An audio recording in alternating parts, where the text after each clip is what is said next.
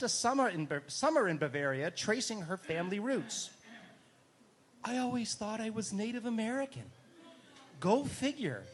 I was German, says Deutschmann, whose name literally translates to German person in German. While staying in Munich, she took a multi-day trip through the Bavarian Alps and fell in love with yodeling.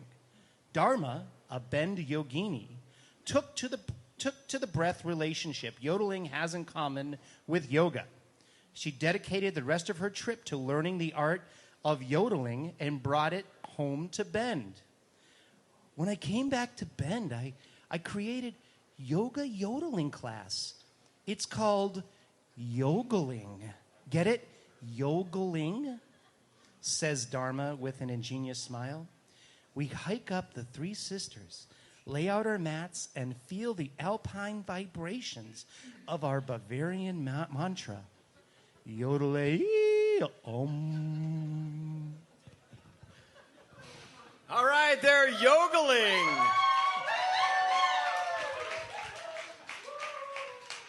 They're yodeling in Bend from Tim Hilton is your second choice.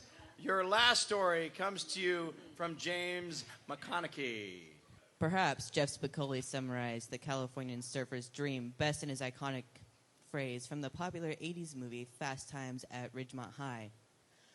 All I need are some tasty waves, a cool buzz, and I'm fine. The Spicoli character helped to further popularize surfing, and the ocean-based sport has only increased over the past 37 years since the film's release. An increase that has led to crowded lineups, extended localism, and hordes of kooks, clueless surfers, invading local surf breaks.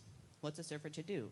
What if I told you head to Munich, Germany, or Bend, Oregon? That's right, surf's up, brah, or as they say in Germany, surf's auf, Bruder. The Englischer Garten in Munich has long been a popular park known for its nude sunbathers and a Chinese tower beer garden. But did you know that since the early 1970s, river surfers have been surfing a standing wave on the Isbach River, a man-made river that flows through the park? If you live near the ocean, that's where you surf. If you live in Munich, you come here, says Xavier Strombach, a local resident. If Munich's a bit out of reach, you can always head to Bend, Oregon. Since 2015, locals have always shredded the Green Wave, located in the White Park of the Deschutes River. There's nothing quite like surfing the Green Wave with the smell of malt in the air from the Deschutes Brewery, says a local surfer. So maybe Spicoli had it right. All you need to do is taste the wave, a cool buzz, and everything will be fine. Only now that wave can be on a river, and that buzz can come from a fresh, local craft beer. Surf's auf, bra. Prost.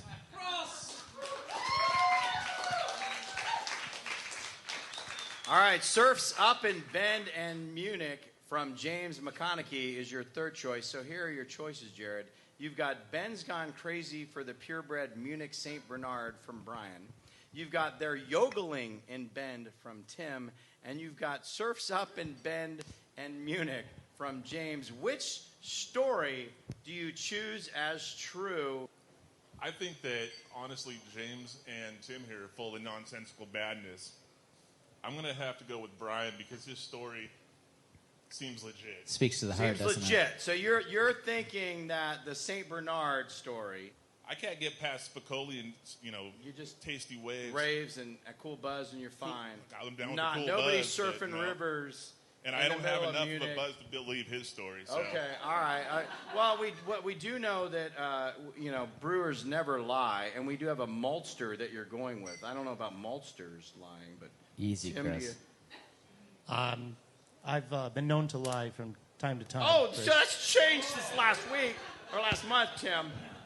When I said I never tell a lie, that could have been a little bit of a fib. Oh, no, that was a lie. Okay.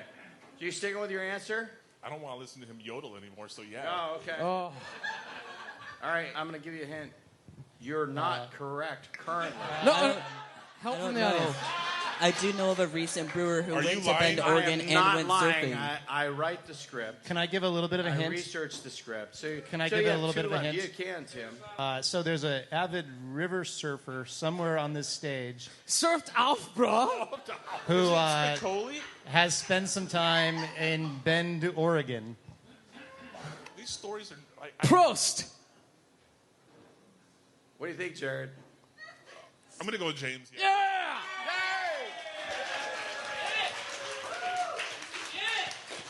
I thought it was nonsense because. Well, congratulations, Jared. You got it right. You won a prize. Free beer and a pint glass. Yes, people do river surf on the Eisbach River in Munich, as well as in Bend, Oregon. Thanks for being on the show. That wraps up the second part of our show. We'll now take a break and be back with a few and our special guest, Jon Jonckers of Outdoors Magazine, and a game we call Not My Beer.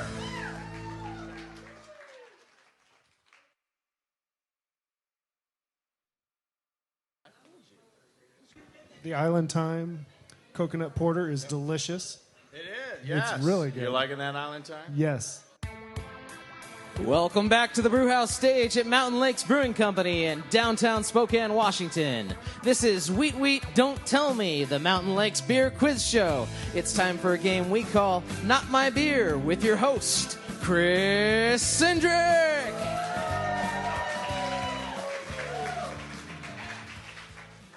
And now a game where we ask important people who drink beer questions about beer that their local craft brewer may not even know, just to win an audience member some free beer. It's called Not My Beer.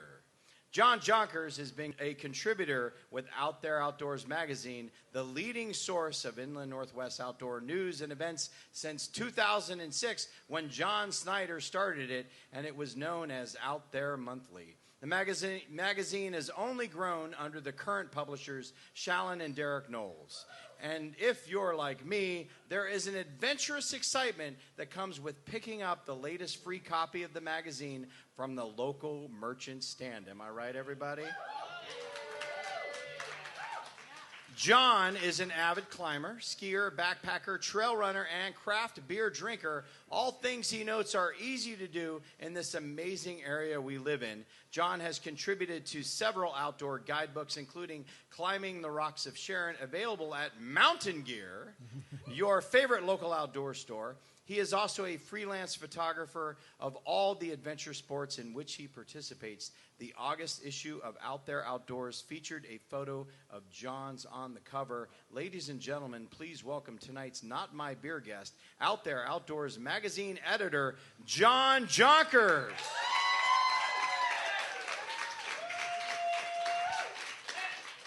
Well, welcome, John. It's great to have you on the show. To start off, we always like to ask, craft beer lover, and since when? Wow. Well, thank you very much for having me on the show. Appreciate it. It's great to see all my friends here, too. I've been a craft beer lover probably, let me put it this way. So Mountain Gear used to be about 2 blocks away from Northern Lights. Okay. And I worked at Mountain Gear through most of my 20s, and about twice a week or so, we'd be heading over to Northern Lights with some of the skiers and climbers that would come through town, and that's where I really started to taste new beers and not just the stuff in bottles and cans at the grocery store. Right. So for people who might not know, that would have been in the 90s. Yeah. When Northern Lights, which turned into No Lie, Exactly. was actually one of the breweries that survived through the 90s rush of craft beers, breweries, and then we slowly died off a bit and then came back. Yeah, but actually I remember coming to breweries like the Birkenbeiner downtown. Okay. Way back in the day. Right. So what do you like about the Spokane craft beer scene? What's happening today that excites you? The Spokane craft beer scene is excellent. It's very diverse. It's very creative. And I'm really pleased with the direction that it's going with a lot of different breweries. For example, River City has that Spokane Riverkeeper IPA. Right, yes. That's an excellent IPA, but of course, proceeds of those sales go towards the Spokane Riverkeeper. And so really like those guys. That's good great. program. It's nice to see that local connection. Absolutely. And No Lie does that. Mountain Lakes is very good with that as well. Yep, absolutely. Mountain Lakes is too. Exactly. So Out There Outdoors is more than just a magazine. What are some other projects that you're involved in that we should know about? You said that Derek and Shalon had really moved the magazine forward, and they really do use the magazine as a vehicle for promoting outdoor recreation. I mean, it's part of our quality of life as we live here in the Northwest, that we can go skiing, hiking, running, backpacking, camping, all over the place. And along with the magazine, they also put together a couple of expos, including Spokatopia and the Great Outdoor Gear and Bike Expo that happens in February. They also donate to a number of conservation causes and things like that, including Friends of the Centennial Trail and things like that. So, the things you're involved in and other people are concerned with, and they're very active in all of that and making those things happen. It's critical to know. You know, you've written some beer reviews. People might not know this, and beer guides. So tell us a little bit about that. There's a section in the magazine called Provisions, and it basically highlights and amplifies a lot of the coffee shops and the breweries and the distilleries and wineries around the region. But it's a great way to include some of the beers like the Riverkeeper and so on. But what's really cool about it is beer is ingrained in what happens when you're out in the outdoors. Like if you've been mountain biking or hiking or backpacking for 3 or 4 days, you come back to your car and you're back to the trailhead and you pop open a beer and pull off your pack and change out of your hiking boots. It's just part of being outside. Right, exactly. And the only reason I actually do outdoor activity is to drink work beer. off my beer. Yeah, exactly. I was just gonna say 3 beers, 3 miles. Would it be worth it? Right. Right? I mean, that's kind of natural. Definitely. So if you're anything like me, which we just mentioned, I tend to connect my outdoor adventures with a visit to a brewery. Mm-hmm. This is kind of important. Here's what we're going to do. I'm going to give you an outdoor adventure, and then you give me the post-adventure brewery or beer that you would have. Oh, yeah. I can do that. Yep. Okay, so yep. I decide I'm going to go hiking in the Selkirks, and after that hike, I'm going to... If you're hiking in the Selkirks, then you're going to probably pass through Sandpoint. Yes, you need to go to Laughing Dog. Laughing Dog. The Dog Father, the Alpha Dog. That is a wonderful brewery. Right. As people, fans of Laughing Dog, yeah, right? Yeah. Good. Matchwood, also another Matchwood's nice pretty good. Place Yep, right there. Utara Brewing, a new one up there. Right. Utara. There's a new one Next up to there. Greasy Fingers. Yeah, that's a great one. Okay, so now I finished a day of skiing at 49 degrees north. So you skiing at 49, and you head down the hill into Chihuahua. You go to Quartzsite. You do. You got to go to Quartzsite Brewery. Those guys are awesome. Keep them in Quartzsite. If you have not, wonderful brewery in Chihuahua. Great garage bay doors. Oh, I'm jealous of that spot. It's beautiful. It's a good brewery. It's a good brewery. The only thing I need is a mountain right outside our front door. If we could just figure that out. And a lake. I'm working on it. So here's one, and Dave, you might be able to relate to this. Riding the Hiawatha Trail. What am I doing? So you're riding the Hiawatha Trail right there on the Idaho-Montana border, and you're heading back to town. You go through Wallace, and you go to the Wallace Brewery. Yeah, okay. You gotta That's go to the right. Wallace Brewery. Love those guys. Okay, this man knows where to go. Yep, that's the spot. Here's one, which I know you're a big fan and proponent for the Centennial Trail. Biking the Centennial Trail, you're done, and you're where? Well, so Centennial Trail, for our listeners, it runs from Coeur d'Alene to 9 Mile Falls. It is about just under 70 miles long. I'm going to have to go with the standby. I think that if you are downtown or you cross the Don Cardong Bridge, you'll probably go to No Lie. No Lie, okay. Yep. Okay. Good. No Lie is a good brewery for you it. Bet. And so now I'm climbing in Minnehaha. Right. So after a day of climbing at Minnehaha, you would go to Badass. You're definitely next to Mojo Cyclery. Right. They're awesome. Great. And you're feeling like a badass. For real. Right. Yeah. And then you go to Badass. Okay, trail running at Riverside State Park. If you've been trail running Riverside State Park, you cross the swinging bridge by the Bowl and Pitcher. Right, and you jump into your car, and you head over to Monroe, and you have a beer at Bellwether. Yes. Bellwether. Good. Love those guys. Liking it. Good.